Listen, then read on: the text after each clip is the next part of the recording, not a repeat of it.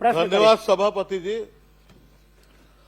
मेरा प्रश्न जो स्कूलों को युक्तियुक्तकरण किया था उसके संदर्भ में है, और युक्तियुक्तकरण के बाद में जो भवन खाली हुए हैं स्कूल के, उसका उत्तर में आया आवश्यकता अनुसार जो है उसका उपयोग किया जाएगा। तो एक वर्ष में जहां जहां स्कूलें खाली हुई है, मर्ज हुई है, उसका उपयोग आपने क्या किया? महोदय, युक्तियुक्तकरण इसी साल हुआ है जो पिछला सत्र गया था, और आप सब जानते हैं कि युक्तियुक्तकरण पूरी कार्यवाही आज भी कुछ ऐसे शिक्षक हैं जो चार्ज नहीं लिए, मामला कोर्ट में है, बहुत सारे विषय हैं। जो युक्तियुक्तकरण हुआ, हमने लगभग 10,538 शालाओं का युक्तियुक्तकरण किया, जिसमें 10,372 जो स्कूल हैं एक ही परिसर में मर्ज किए गए। उसमें मात्र 166 स्कूल ही ऐसे हैं जिसको बिल्डिंग अभी हम उसका उपयोग नहीं ले पाए हैं।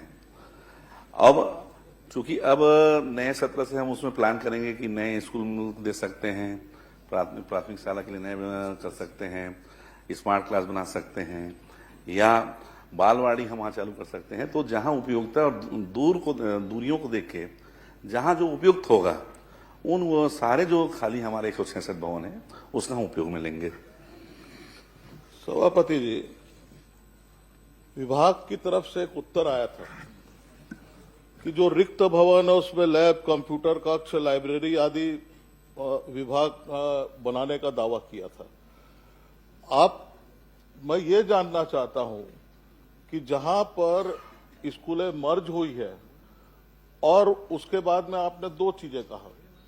एक कहा कि बेहतर जो कंडीशन की स्कूल है उसमें हमने मर्ज किया है। तो आज जो स्कूलें मर्ज हुई है वहां पर आप क्या बनाएंगे? क्या विवेकानंद की तर्ज पे स्कूल बनाएंगे क्या? सभापति महोदय, चूंकि 166 भवन हैं, कहीं 2 कक्षे का भवन है, कहीं 4 कक्षे का है। अब ये तय करेंगे, मूल्यांकन करेंगे, हमारी टीम जाएगी कि कौन से भवन का उपयोग हम किस में कर सकें। दूसरी बात, जो स्मार्ट क्लास, ई क्लास की जो हम बात कर रहे हैं, जो स्कूल मर्ज हुए हैं, जहां हाई स्कूल भी है, हायर सेकेंडरी भी है, और उसमें मर्ज है, तो उसमें तो हम बहुत आसानी से स्मार्ट क्लास, ई क्लास हम उसको बनाएंगे ही। देखिए, राजधानी है सभापति जी, आपको मैं बता देता हूं, इस राजधानी में ये फोटो है मेरे पास में। आप मठपुरैना स्कूल देख लीजिए, आप चाहे गणपत सिंधी स्कूल महापारा का देख लीजिए, चाहे आरडी तिवारी स्कूल आजाद चौक का देख लीजिए। आप इतने जर्जर हालत में है। हम विकसित छत्तीसगढ़ बनाने जा रहे हैं, और विकसित छत्तीसगढ़ की मुख्य पहचान होती है शिक्षा और स्वास्थ्य। और शिक्षा का क्षेत्र में अगर बिल्डिंगें अच्छी नहीं है, जहां गिर रही है, उन बिल्डिंगों का मैंने पहले भी आपसे उल्लेख किया है।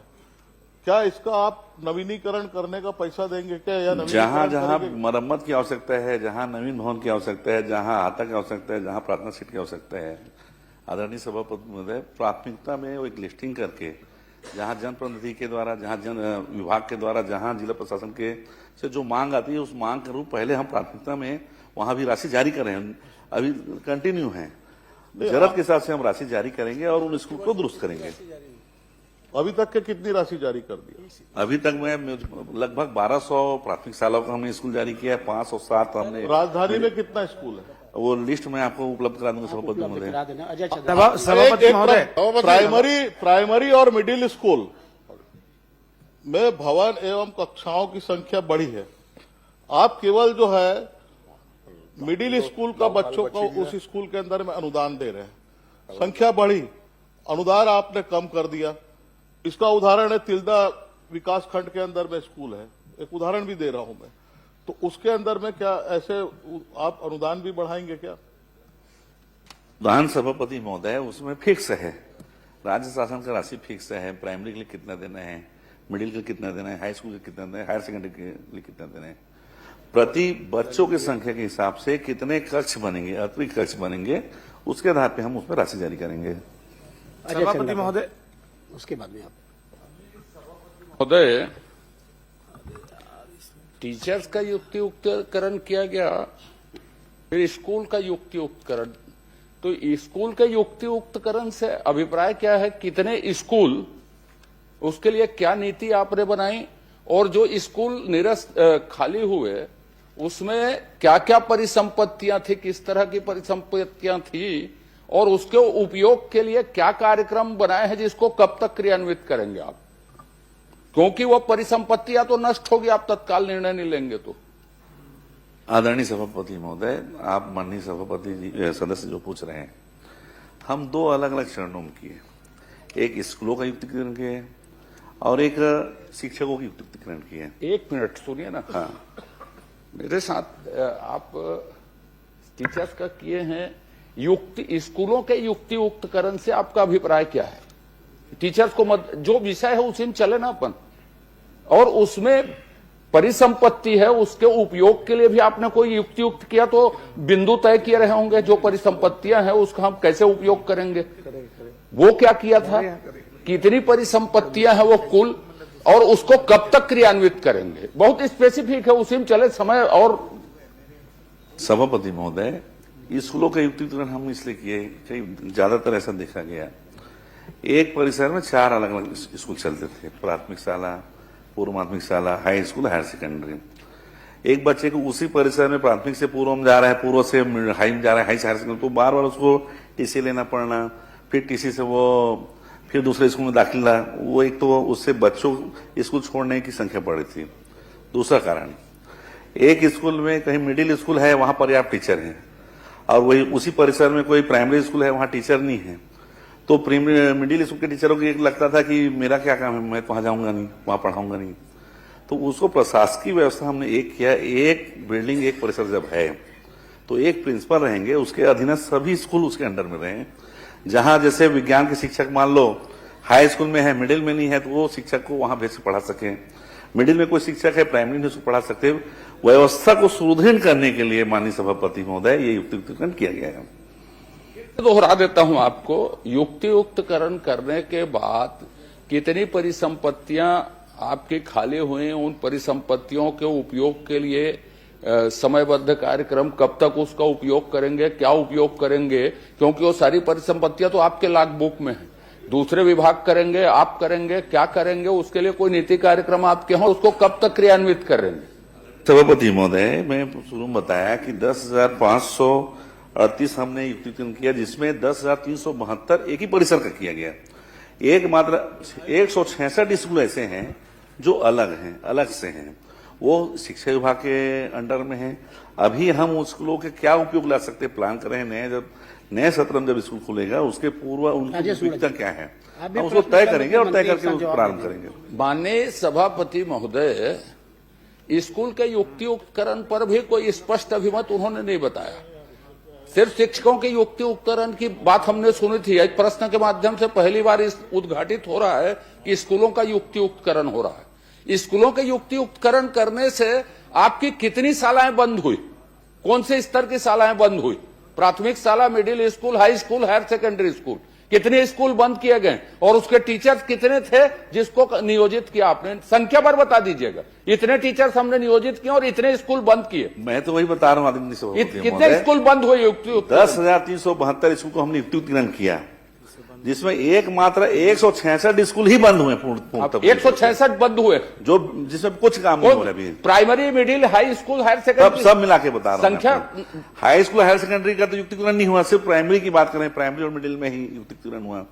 पूरे प्रदेश में 166 स्कूल हैं जिसका हम उपयोग नहीं किए। सभापति महोदय, नए सत्र से हम उसका उपयोग करेंगे। सभापति महोदय, चलिए सभापति महोदय, एक इसी में बहुत महत्वपूर्ण है, संभव नहीं मेरा है भी लगा हुआ है कि सर। एक प्रश्न में सभी माननीय सदस्यों को प्रश्न के लिए समय दिया जाए। महोदय, इसलिए मैं समय नहीं ये है। राजेश युक्तिकरण की ही बात कर रहा हूँ महोदय। रायपुर मेरा का वो मामला मामला है, है, इसलिए राजेश मुड़ा जी हिंगेश्वर का माननीय सभापति महोदय, युक्तिकरण में 500 से ज्यादा संख्या कन्या की थी, कन्या महा स्कूल का, तो उसी के लिए मैं निवेदन था, वो उसको बालक शाला में मर्ज कर दिया गया है, जिसकी बहुत आंदोलन भी हुई आप है। एक लिख करके दे और दीजिए अलग मंत्री अलग को। परिसर में है महोदय। राजेश मुड़ा जी, मैं माननीय मंत्री जी से चाहूंगा वो युक्तिकरण निरस्त किए करके कन्या स्कूल को अलग किया जाए।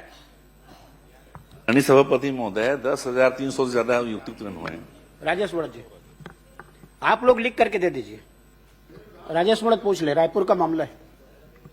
सभापति महोदय, धन्यवाद, आपने मुझे अवसर दिया। राजधानी का मामला है और माननीय मंत्री महोदय ने पूरे प्रदेश के विस्तार बता दिया। रायपुर, खाली रायपुर जिले में 167 स्कूल जिसका युक्तियुक्तकरण किया, उसकी आपकी क्या कार्य योजना, क्या पहले सर्वे हुआ? कौन कौन से स्कूल में कितने कितने विद्यार्थी हैं, इन स्कूल में किन किन में शिफ्ट किया? क्या वहां पर भरपूर स्टाफ है? क्या वहां पर सेटअप पूरा है? वहां बैठने के लिए बिल्डिंग है? मैं आपको उदाहरण देना चाहता हूं। रायपुर नगर निगम के माध्यम से 3 करोड़ की एक बिल्डिंग बनाए, ठीक साहब, आपने मिडिल स्कूल शिफ्ट कर दिया, वहां बैठने के लिए दरी तक नहीं। और मैंने आपके डीओ को लिख करके भैया, आपके डायरेक्टर को लिख के भेजा और आपको भी बताया आकर के। मैंने खुद ने जाकर के वहां दरी खरीद करके दी।